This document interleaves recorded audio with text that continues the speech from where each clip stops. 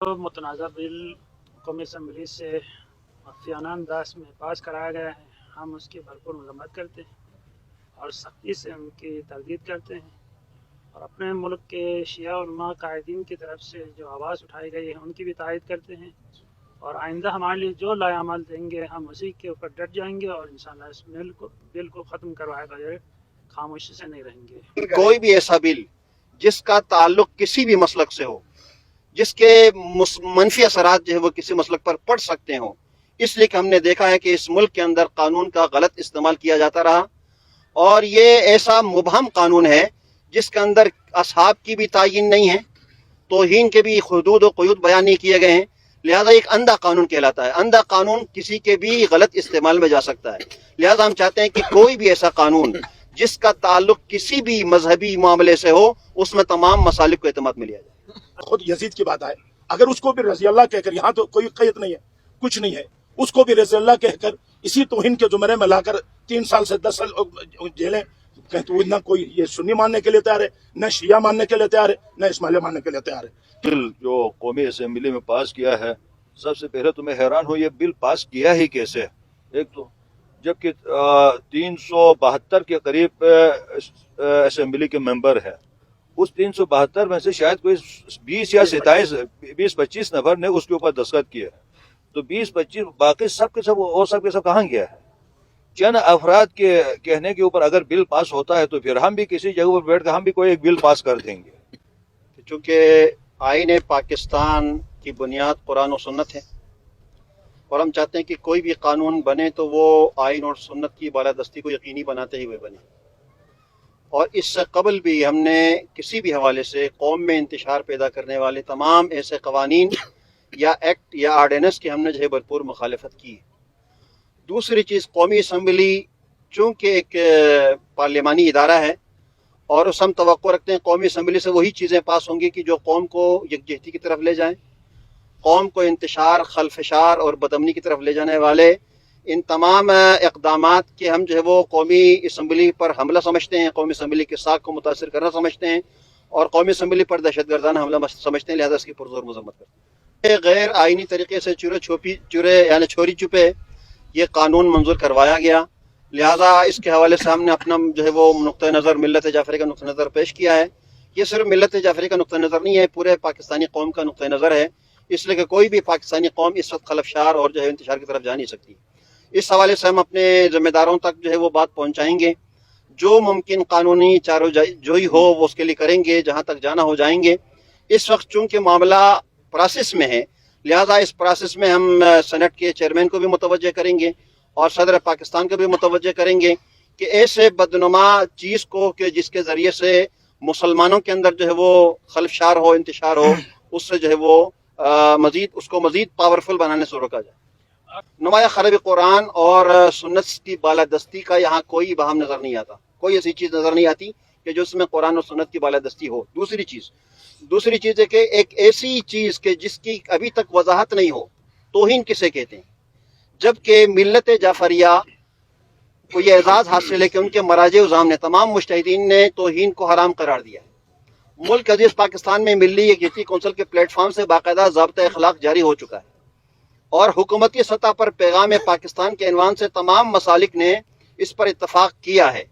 तो कोई तौहीन नहीं कर रहा था, बल्कि अगर कोई तौहीन करता भी है हम उसके खिलाफ खुद इक़दाम उठाते हैं। तो ये यानी कौमी असम्बली की जिम्मेदारी नहीं बनती है कि वो हमें किसका एहतराम करना है, किसका एहतराम नहीं करना है, वो हमें सिखाए, इसलिए कि हम पहले से ये तमाम चीज़ें इस पर अमल पैरा हैं। तो इसमें गुजारिश है कि जिस अंदाज से इसको पेश किया गया हम उसकी सच जो है वो मुखालिफत रखते हैं।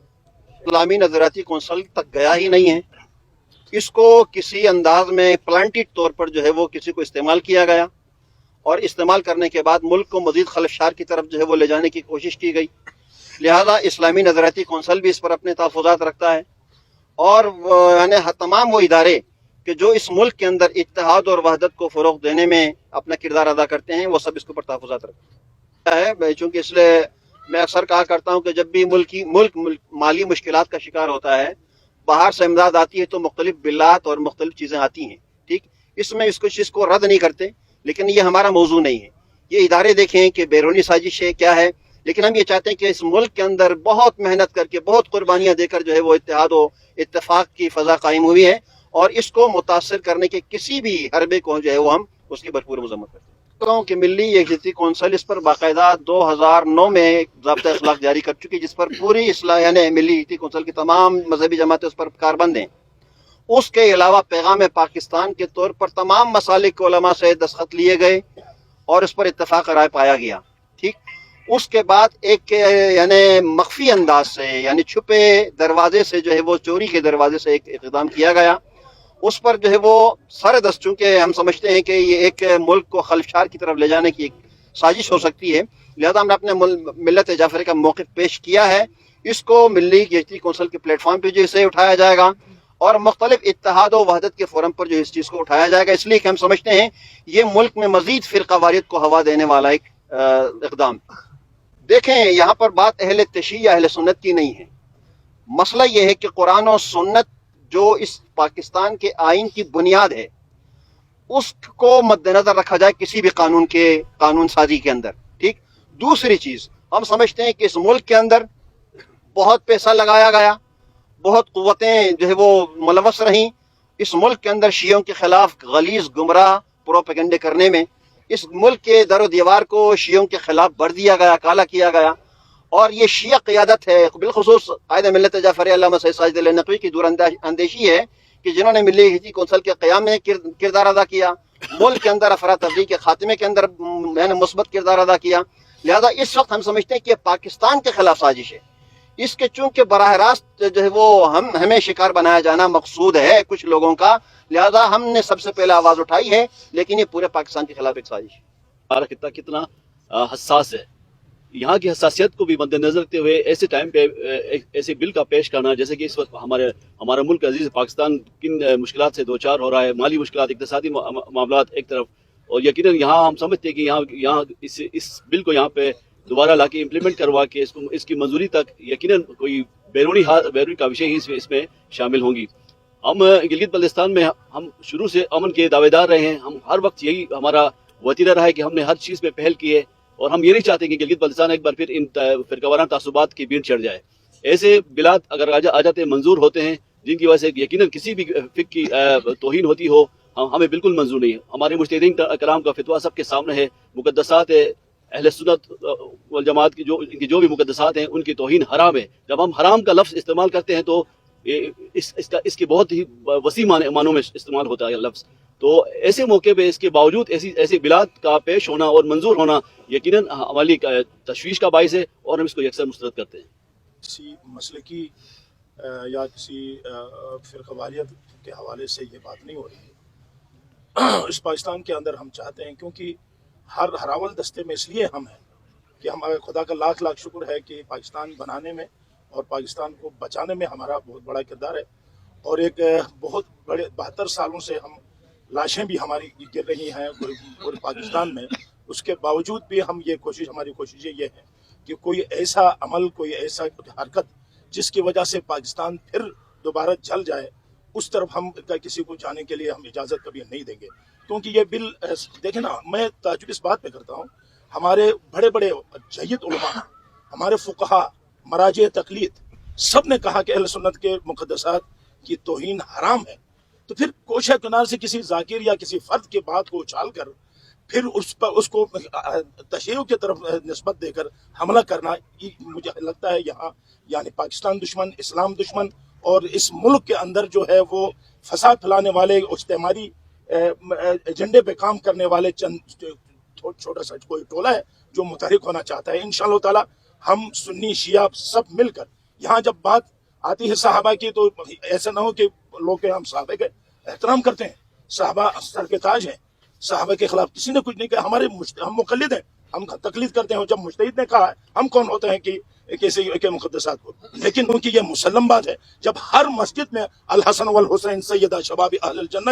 کی جو آواز بلند ہوتی ہے تو وہ کبھی بھی یزید جیسے کو مقدس سمجھ کر اس کی توہین کے زمرے میں لانا کوئی گوارا نہیں کر سکتا۔ اس لیے یہ ایک مثال ہے، اور کئی مثالیں ایسی ہیں۔ انشاءاللہ تعالی ہم اس تحریک کو نہ فقط اہل تشیع کے، اہل سنت کے بڑے بڑے اچھے اکابر اس وقت موجود ہیں پاکستان کے اندر بھی، اور وفاق میں بھی اس وقت ہمارے علماء قائدین اس وقت آپس میں نیچے بیٹھے ہوئے ہیں. انشاءاللہ تعالی یہ پروسیس میں ہے اور ہماری کاوشیں اور سب آپ صحافی حضرات بھی اگر مثبت کردار ادا کریں گے تو انشاءاللہ تعالی ملک ایک بار پھر چلنے سے بچ جائے گا. اس طرح بل پاس ہونا ایک تعجب کی بات ہے. یہ باقاعدہ ایک سوچے سمجھے ایک سازش کے تحت جو اس پاکستان کی اس وقت جو حالات ہے جلتے کے اوپر کیا ہے جی تیل کی مانند ہے یہ. تو ہم اس چیز کا بھرپور مذمت بھی کرتے ہیں. ایسے بل کا ہم نہ کبھی پہلے مانا ہے نہ آئندہ بھی ہم اس چیز کو مانیں گے. اس کے لیے ہم تو سب سے پہلے تو ابھی پریس کانفرنس کے ذریعے ہم اپنے تقاریر کے ذریعے اپنے خطبات کے ذریعے ہم اس اپنے آواز کو ایوان بالا تک صدر تک ہم اس